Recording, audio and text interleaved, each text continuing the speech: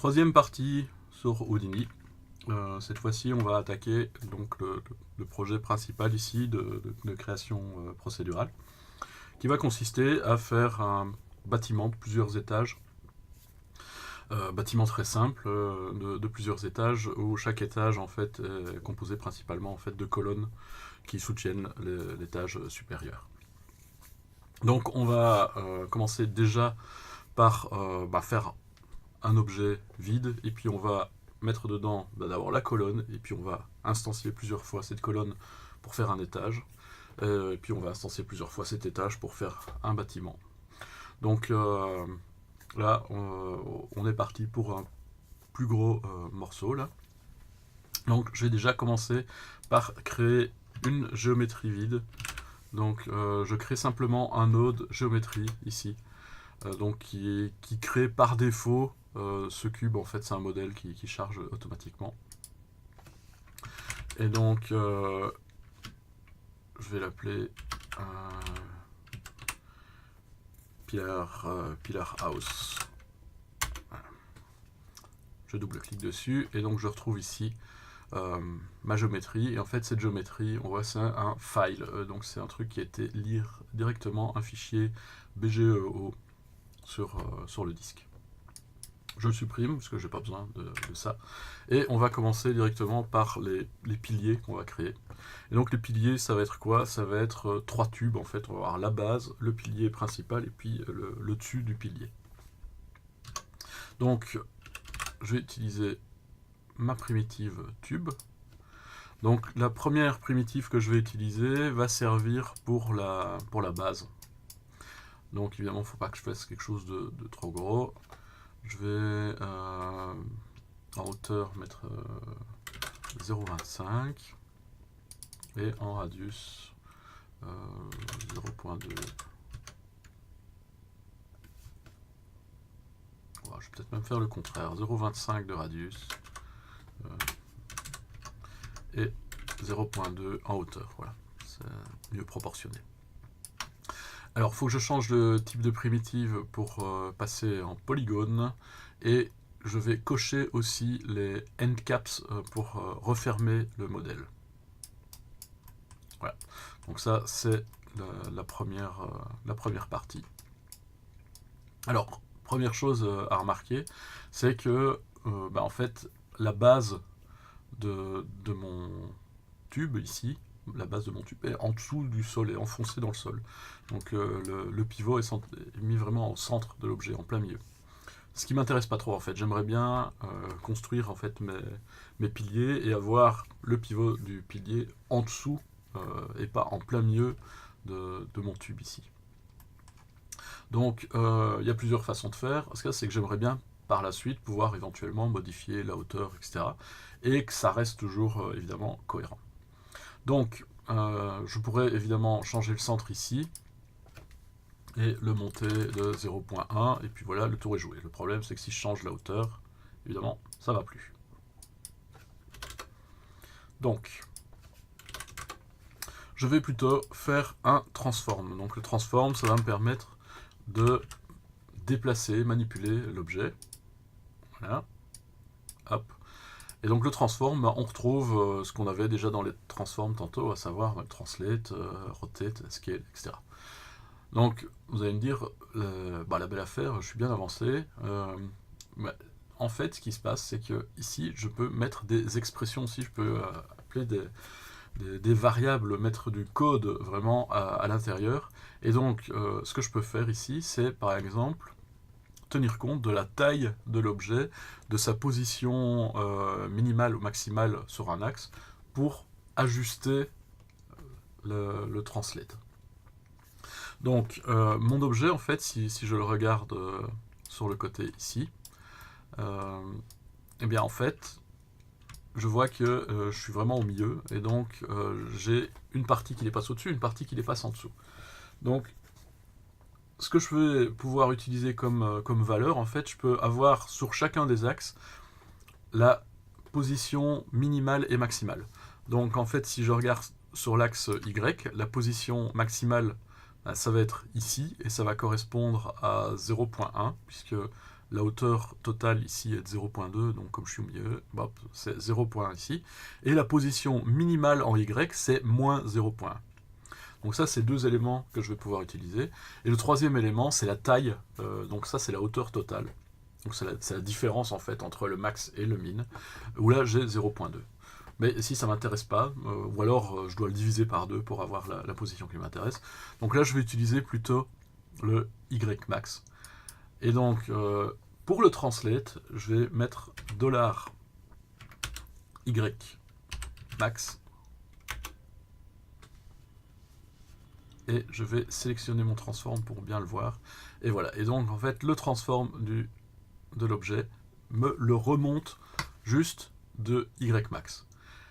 Et donc l'avantage d'avoir fait ça, c'est que si je vais ici sur mon tube et que je change la hauteur du tube, eh bien il est toujours placé au bon endroit. Il est bien au bon endroit sur sa base. Ce qui est exactement ce que je voulais, évidemment. Donc ça va être le premier élément, la base. Maintenant, je vais mettre une colonne par-dessus et puis j'en mettrai une deuxième base. Je vais en profiter pour mettre des noms un peu plus corrects. Donc ici, je vais appeler ça base. Et le transform, je vais l'appeler transform base. Voilà. Base, transform base, c'est pas plus mal. Alors, je vais mettre un deuxième tube qui va être ma colonne principale. Hop, voilà. Alors, le problème, c'est que si j'active le tube ici, ben, je vois plus l'autre, et puis je vais plus pas trop savoir où le placer, etc. Et bien, en fait, il y a un truc qui est pratique, c'est juste à côté du bouton bleu, il y a un bouton rose ici, qui me permet de voir l'objet comme template. Donc, si je regarde ici, je vois l'objet en wireframe, même s'il n'est pas sélectionné, même s'il n'est pas highlighté en bleu, ça me permet de systématiquement le voir, et donc ça va me servir de repère pour savoir placer correctement mon deuxième tube ici. Donc là, ça va être, je vais l'appeler centrale, qui va être la partie centrale en fait de mon pilier. Et je vais passer en mode polygonal. Je vais mettre, comme hauteur, c'est pas mal, je pense, 1, mais le radius, je vais mettre 0.15. Voilà, 0.15, c'est pas mal. Donc, même problème que précédemment, c'est que je suis évidemment en plein milieu de mon objet. Ça m'arrange pas trop. Par contre, ici, j'ai une difficulté supplémentaire, c'est que non seulement je dois remonter au niveau du 0, mais je dois tenir compte en plus de la hauteur de cet objet-ci, donc de ma base. Donc, je vais remettre un deuxième transform. Là. Alors, mon deuxième transform, donc je vais en profiter pour l'appeler transform central. Donc je vais devoir tenir compte des deux. Donc la hauteur en fait de mon tube, ça je peux toujours utiliser en fait mon $Y max. Ça marche toujours, et donc si je le mets visible, voilà. Donc je suis déjà à moitié au bon endroit. J'ai déjà fait la moitié du boulot. Maintenant, je vais devoir tenir compte en plus de la hauteur de l'autre. Le problème, c'est que les variables ici, Ymax, etc., sont en fait des valeurs qui sont attachées à ce que je suis en train de transformer. Donc forcément, il faut que j'aille chercher quelque chose qui est carrément à l'extérieur. En fait, là, j'y ai pas accès directement comme ça. Je vais devoir accéder, en fait, appeler une fonction qui va me permettre d'avoir des informations sur la hauteur de l'objet, etc. Et cette fonction, c'est bbox, donc bounding box, et je vais pouvoir récupérer la position la plus haute, la plus basse, la taille sur chacun des axes de cette bounding box. Donc mon Ymax, je vais ajouter bbox, parenthèse, et donc là je vais mettre le chemin pour accéder à mon autre objet qui est transform base. Et donc là, c'est vraiment comme de la navigation en fait dans des directories. Donc je vais faire // et je vais mettre transform base. Donc on voit, il me propose en fait ici l'aide me propose, a reconnu que je voulais faire un bbox, un appel bbox précis, et donc je vais avoir une petite aide quand même. Donc transform base, donc ça très bien, et puis après je vais mettre virgule, et là je vais utiliser, je vais aller chercher en fait les variables accessibles. Donc qu'est-ce que je peux utiliser en fait ici? C'est pas ymax, mais c'est d underscore ymax. Parce qu'en fait, ces variables-là sont définies par rapport à cette fonction bbox, donc c'est pas exactement les mêmes noms. Voilà, mais c'est suffisamment proche.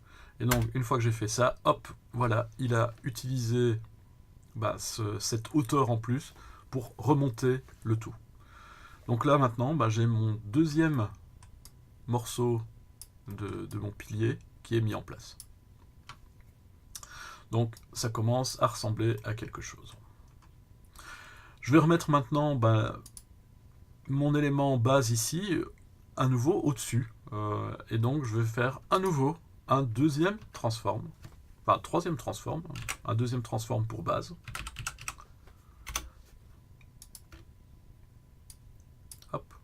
Alors, ce deuxième transform, donc ça va être transform top, celui-là. Alors, qu'est-ce que je vais faire? Je vais faire presque la même chose que ce qu'on a fait ici dans transform central. Je vais d'ailleurs copier le contenu parce que c'est tellement similaire que voilà. Donc transform top, qu'est-ce que je vais mettre dedans? Ymax, donc ça c'est toujours, je dois toujours tenir compte de la hauteur de ma base, pour le décaler d'une demi-hauteur. Et cette fois-ci, c'est pas transform base que je vais aller chercher, c'est transform central. Voilà. Oui, le slash à la fin n'est pas vraiment nécessaire, s'il est là, c'est pas grave. Voilà. Et donc maintenant, si je regarde, hop, il est au bon endroit.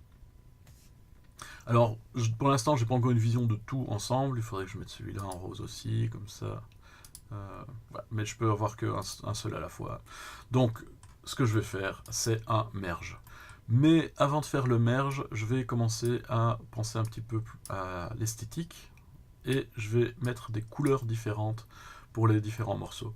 Donc je vais mettre la base, donc le dessus et le dessous, dans une couleur donnée, et la partie centrale dans une autre. Pour ça, je vais utiliser un node qui s'appelle color.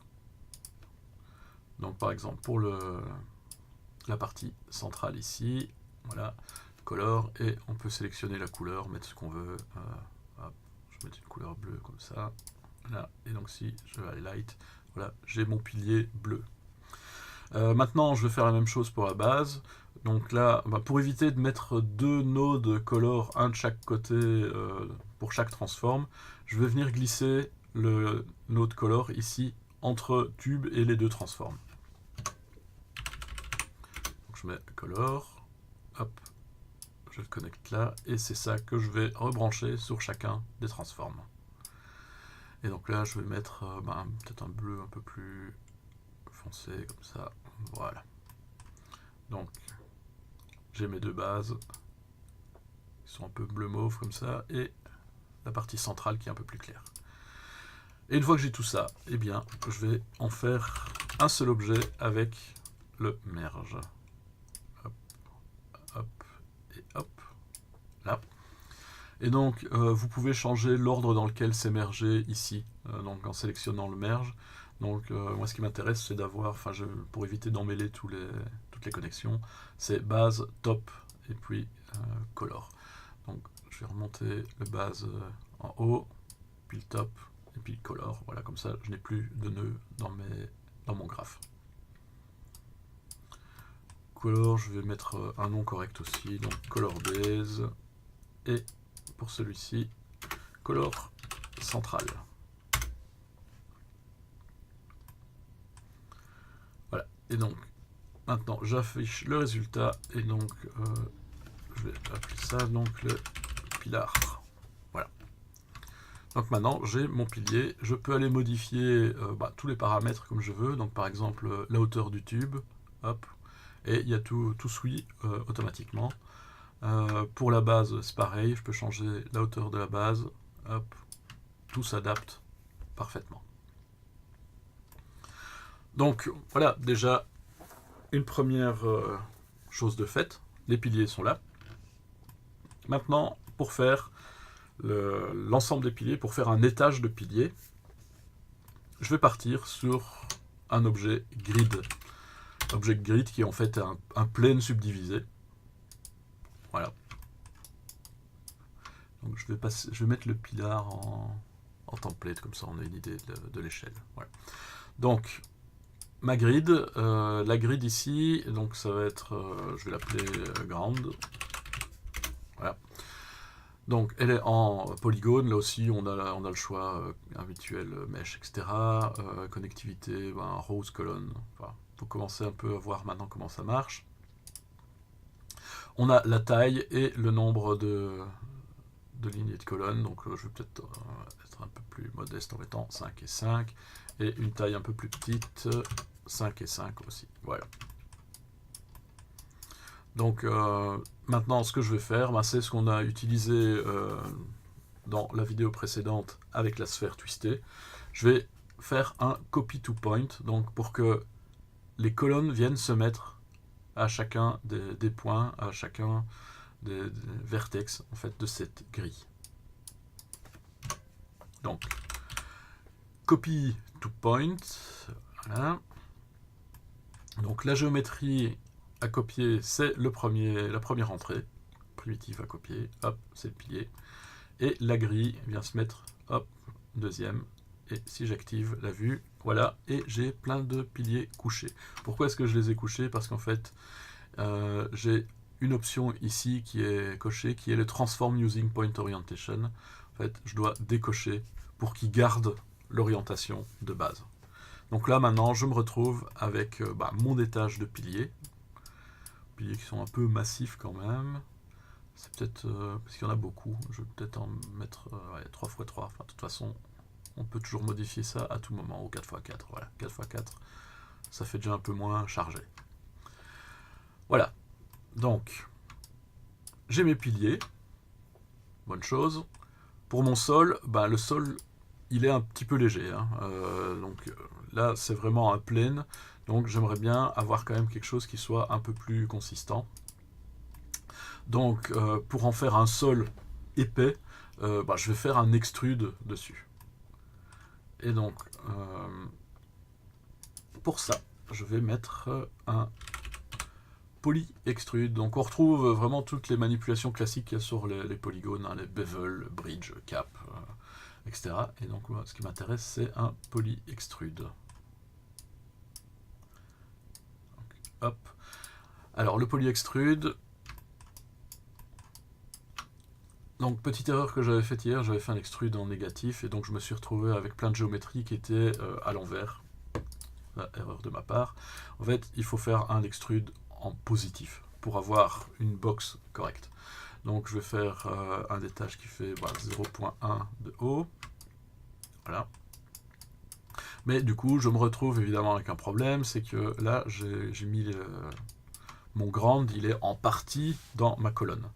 Donc ce que j'aimerais bien, comme j'ai fait un extrude positif, c'est monter au-dessus du niveau du sol, c'est redescendre le sol un peu plus bas pour qu'il soit vraiment au niveau du sol. Hein. Donc, du coup, je vais devoir faire un transform. Sinon, rien d'autre ici à modifier pour le moment. Donc je vais mettre, je vais appeler ça extrude ground. Là. Et le copy to point, je vais l'appeler instantiate pillars. Voilà. Donc le extrude ground, je vais faire un transform dessus pour le remettre au bon niveau. Hop. Donc là, vous commencez un peu à voir la manip qui se prépare. Donc je transforme ground. Donc là, je vais le décaler cette fois-ci vers le bas. Et ce qui m'intéresse, j'ai deux choses que je peux utiliser. Ah oui, c'est vrai, en fait, j'ai pas refermé le dessous, ça je vais le faire après. Donc il y a deux choses que je peux utiliser ici. Je peux soit utiliser le Y max, ou je peux utiliser le size. En fait, le size, ça marchera aussi, puisque ici, comme j'ai mon 0 qui est en dessous du niveau du ground, bah, j'ai la même valeur en fait dans le YMax ou dans le size Y, dans le YSize. Donc du coup, je vais prendre toujours le YMax, c'est ce qu'on avait déjà utilisé précédemment. Donc transform ground, $YMax, mais je dois faire moins $YMax pour que le sol aille bien vers le bas et se décale vers le bas, parce que sinon j'allais le remonter encore plus haut, évidemment, ce qui était pas vraiment ce que je cherchais. Alors ici on voit que le dessous n'est pas fermé, en fait c'est lors de l'extrude, il y a une option à cocher pour refermer complètement. Voilà, c'est le output back. Donc dans le output geometry and groups, output back, si on la coche, voilà, ça ferme complètement le sol, ce qui est évidemment bien mieux. Alors, le sol, bah, il est pas mal, mais il va être un peu petit par rapport à ce dont on a besoin. Donc si je fais un merge, voilà. Si je fais un merge, on va se rendre compte que bah, les piliers extérieurs sont à moitié dans le vide, ce qui n'est pas super, quoi. Alors, ce que j'aimerais bien faire, bah, c'est reprendre mon objet ici et faire un extrude, mais uniquement vers l'extérieur. J'ai pas envie de remonter, de regrossir encore mon objet, mais j'aimerais bien juste mettre une bande de géométrie tout autour. Alors, un truc qui est très pratique, c'est les groupes, en fait. Donc les groupes, en fait, ça correspond à des sélections que vous pouvez faire dans la construction de vos objets. Donc, les groupes, on peut, lors d'un extrude, on peut générer des groupes automatiquement. Donc, si je reviens à mes options d'extrude du sol, je peux cocher, en fait, ici, front group, back group, etc. Et j'ai side group. Side group, en fait, ça correspond justement à la sélection de toutes les faces qui sont sur le côté. Donc je vais cocher side group. Le fait de cocher side group va créer un groupe qui s'appelle extrude side, que je vais pouvoir réutiliser pour faire un deuxième extrude. Alors, donc mon extrude side ici, donc à partir du moment où je l'ai fait donc dans le poly extrude ici, bah, il va toujours être présent tant que je ne le détruis pas ou que je ne l'utilise pas, il va toujours être présent. Donc je vais faire un deuxième extrude, donc un deuxième poly extrude. Ici. Alors je vais directement me placer sur la connexion, comme ça il va directement se brancher, ce qui est évidemment très pratique dans ce cas-ci. Donc mon poly extrude, donc ça va être un extrude grande latérale. Voilà. Donc, à la différence du premier, je vais mettre voilà, pour le visualiser, à la différence du premier, je ne vais pas le faire sur tout l'objet, mais je vais le faire sur le groupe. Et donc, ici, par défaut, dans groupe, vous n'avez rien du tout. Donc là, il fait sur tout l'objet. Mais si vous le sélectionnez un groupe, donc ici, j'ai mon groupe Extrude Side qui a été créé par le premier poly extrude. Et donc là, maintenant, quand je fais un extrude, il ne le fait bien que sur les côtés. Et donc là, je vais mettre un extrude par exemple de 0.5. Voilà. Et donc là, c'est tout de suite beaucoup plus sympa. Et quand je regarde le résultat final, eh bien, j'ai bien mes piliers qui sont sur du sol partout. Et je n'ai plus ces piliers qui sont à moitié en fait en train de pendre à l'extérieur, quoi. Et donc, du coup, on a fait notre premier étage. Dernier petit détail qui est quand même, pour bien finaliser ça, je n'ai pas mis de couleur en fait sur le ground. Donc je vais remettre un autre color ici, qui va me permettre de colorer le ground comme je veux. Voilà. Donc, color ground. Voilà, donc on commence déjà à avoir un petit graphe assez sympa. Et donc maintenant, qu'est-ce qu'il va nous rester à faire? Il nous reste à faire, à instancier les différents étages, à remettre un dernier étage au-dessus de tout le bâtiment, parce que j'ai pas envie de terminer par des colonnes à l'air comme on a là, mais j'aimerais bien mettre un étage au-dessus. Et puis après, en fait, on va créer un smart asset pour exposer tous les paramètres qui vont nous permettre de le manipuler facilement. Toutes ces manipulations-là, en fait, ce sera pour la prochaine vidéo.